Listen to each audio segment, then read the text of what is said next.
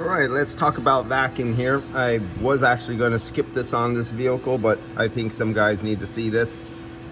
I was stagnating with the vacuum pump on at roughly 370 to 340. I didn't get to show you the first nitrogen purge I did on this vehicle. And you see, I only have one hose because I cannot get access to the high side line. So I'm doing everything through the low side only. No access to the high side. And here again, we're stagnating after the first nitrogen purge. I'm kind of stagnating at roughly 280 microns. So what I'm about to do here is add some nitrogen and just bring it up to roughly 0 PSI, 1 PSI. And I think did we time out? No, it's still going. And fill it up and then drain it out again through the vacuum pump. And I'm gonna repeat this 3 times.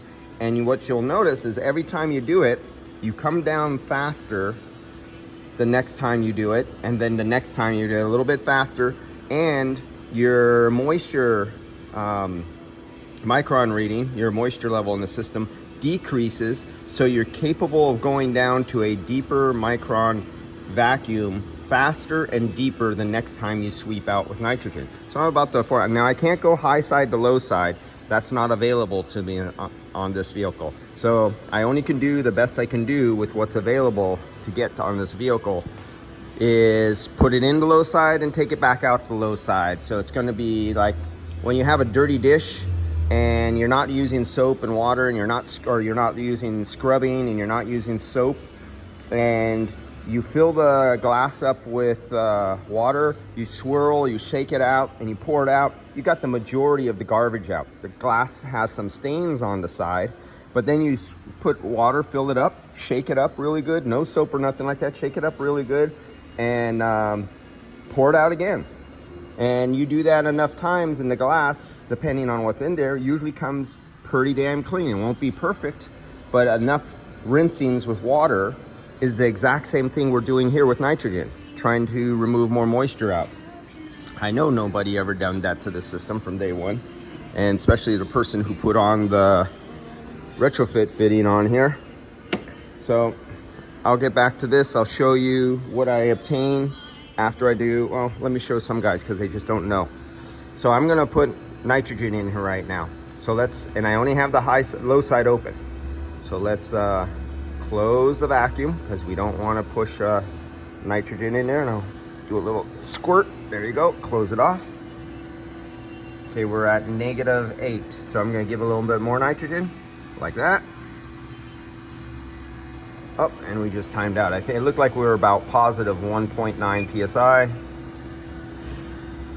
At 0. Oh, I posited right at 0. Check that out. So that would be perfect, but let's do this. Ah, shit. Okay, forget that hand. There you go. I went positive a little bit.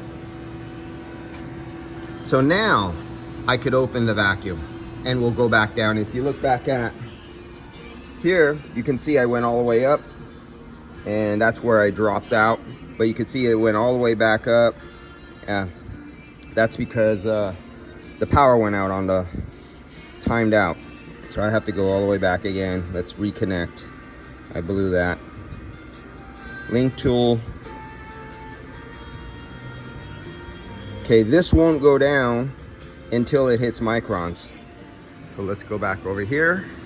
We're at positive 4.3, and that's not good for you. I hit it a little hard on the vacuum pump. You're not supposed to push positive pressure into your vacuum pump, but I am abusive to my equipment, and if my equipment doesn't last, then I get a different brand until I find a brand that doesn't break down on me. Oh, well, what are we looking at? I guess I weaned it down to this because these are the only guys who haven't broken down on me. All right. I'll catch you on the next one. Oh, there it goes. It's going into microns. It just hit 5,000. There it goes. Let's catch this on the graph. And you can see it jetting how fast it's going down. It is only through one hose, and we are reading a micron meter that is in the gauges. Of course, that's not the best way, but on this vehicle, it's literally physically impossible to get a micron gauge on the high side port or low side port or anything, just because of the location of the compressor. So I'm gonna find out where this stagnates out. We'll be back on the next video and let you know what the result is.